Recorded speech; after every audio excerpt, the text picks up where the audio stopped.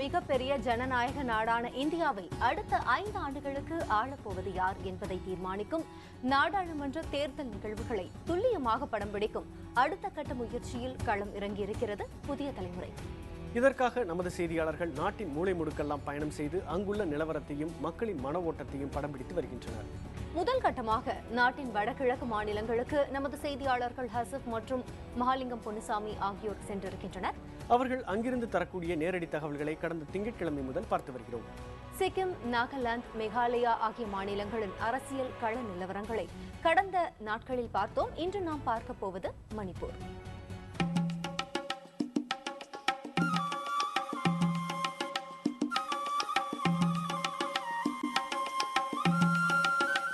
நாடாளுமன்ற தேர்தல் தொடர்பாக தேசத்தின் நாடியை துல்லியமாக கணிக்கும் முயற்சியின் ஒரு பகுதியாக நமது செய்தியாளர் மகாலிங்கம் பொன்னுசாமி பயணம் செய்திருப்பது நாட்டின் வடகிழக்கு எல்லையில் உள்ள மணிப்பூர் மாநிலம்.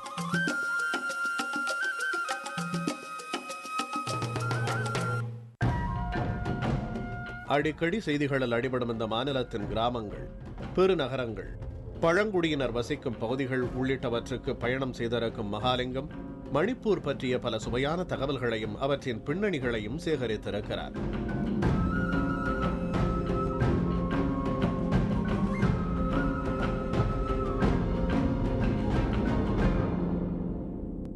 மக்களின் கலாச்சாரத்தையும் வாழ்க்கை முறைகளையும் அறியும் வகையில் அவர்கள் பகுதிக்கே சென்று கள ஆய்வு செய்திருக்கிறார். மாநிலத்தின் அரசியலை தீர்மானிக்கும் மாணவர் போராட்டக் குழுவினர், அரசியல் விமர்சகர்கள், பலதரப்பு அரசியல்வாதிகள், துணை முதலமைச்சர் உள்ளிட்டோரிடம் முக்கிய பிரச்சனைகள் குறித்து விவாதித்திருக்கிறார்.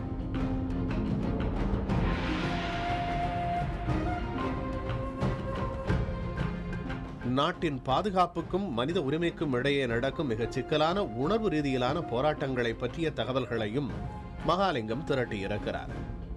மணிப்பூர் மாநிலத்தின் உண்மையான பிரச்சனைகள் என்ன? ராணுவத்துக்கு எதிராக சமூக ஆர்வலர்களும் பெண்களும் போராடுவது ஏன்? மணிப்பூர் மாநிலத்தின் தேசிய முக்கியத்துவம் என்ன? நாடாளுமன்ற தேர்தல் மணிப்பூர் மாநில அரசியலில் எந்த வகையான தாக்கத்தை ஏற்படுத்தப் போகிறது? நாடாளுமன்ற தேர்தலை மக்கள் எப்படி பார்க்கிறார்கள் என்பன போன்ற பல கேள்விகளுக்கான பதில்களையும் மணிப்பூரிலிருந்து இன்று நமக்கு நேரடியாக தருகிறார் மகாலிங்கம்.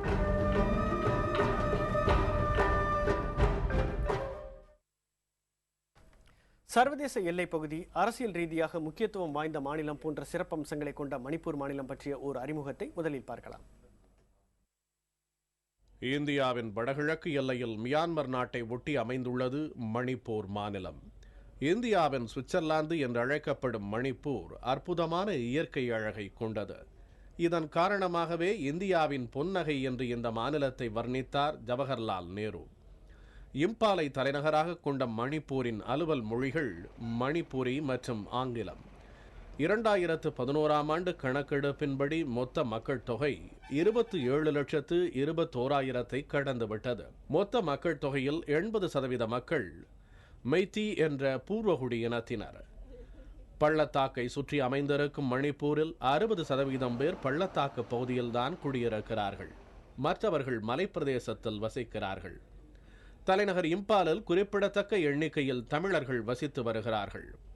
இம்பாலில் ஒரு விமான நிலையம் இருக்கிறது. NH-39 என்ற தேசிய நெடுஞ்சாலை மணிப்பூரையும் நாகாலாந்தையும் இணைக்கிறது. வியட்நாம் வரை செல்லும் வகையில் மணிப்பூர் வழியாக ரயில் பாதை அமைக்கும் பணி மத்திய அரசின் பரிசீலனையில் உள்ளது. மணிப்பூரின் பொருளாதாரத்தில் சுற்றுலா முக்கிய பங்காற்றுகிறது. சிறப்பு ஆயுதப்படை சட்டத்தின்படி இம்மாநிலத்தில் இராணுவத்திற்கு அதிக அதிகாரம் கொடுக்கப்பட்டுள்ளது. இதனால் பெரும்பாலான பகுதிகள் இராணுவத்தின் கட்டுப்பாட்டிலேயே உள்ளன. தனிநாடு கோரிக்கையை வலியுறுத்தி 1964ஆம் ஆண்டிலிருந்து ஆயுத குழுக்களின் சார்பில் பல்வேறு போராட்டங்கள் நடந்து வருகின்றன.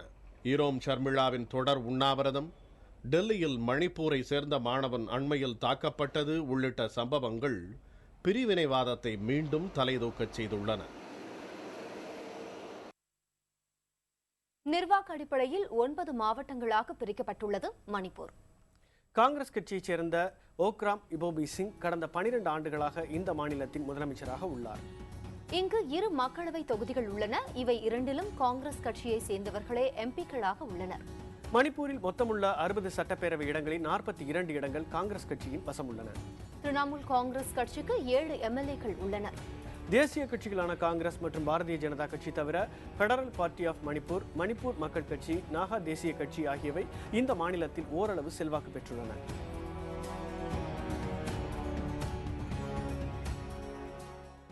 ஆண்களுக்கு நிகரான உரிமை பெண்களுக்கும் வழங்க வேண்டும், அனைத்து துறைகளிலும் பெண்கள் வளர வேண்டும் என்பன போன்ற முழக்கங்களை எல்லாம் நடைமுறையில் செய்து காட்டியிருக்கும் மாநிலம் மணிப்பூர். இந்த மேம்பட்ட நிலையின் வரலாற்று பின்னணி குறித்து இப்போது பார்க்கலாம். நீங்கள் பார்க்கும் இந்த சந்தை உலகத்திலேயே முழுக்க முழுக்க பெண்களால் நிர்வகிக்கப்படும் ஒரே சந்தை என்ற சிறப்பை கொண்டது. மணிப்பூர் தலைநகர் இம்பாலின் மையப்பகுதியில் அமைந்துள்ள இந்த சந்தையில் பெண்கள் மட்டுமே கடை அமைத்து விற்பனை செய்ய அனுமதிக்கப்படுகிறார்கள். பொருட்கள் வாங்குவதற்கு மட்டுமே ஆண்கள் வரலாம். மகளிர் மேம்பாடு என்ற வாதம் இங்கு அரசியலை தாண்டி சமூக நடைமுறையாகவே உருப்பெற்றிருக்கிறது. 2011ஆம் ஆண்டு மக்கள் தொகை கணக்கெடுப்பின்படி மணிப்பூர் மாநிலத்தில் எண்ணிக்கையிலும் ஆண்களுக்கு நிகராக பெண்கள் இருக்கிறார்கள்.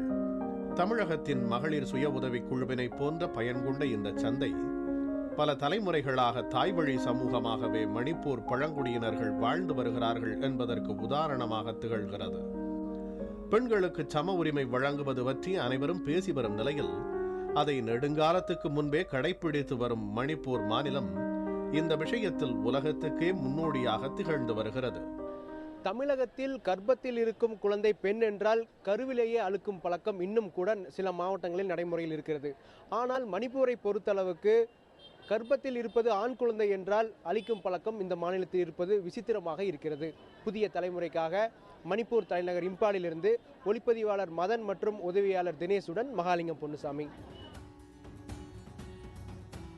மணிப்பூர் மாநிலத்தில் காங்கிரஸ் கட்சி தொடர்ந்து ஆட்சியை பிடிப்பதன் ரகசியம் என்ன?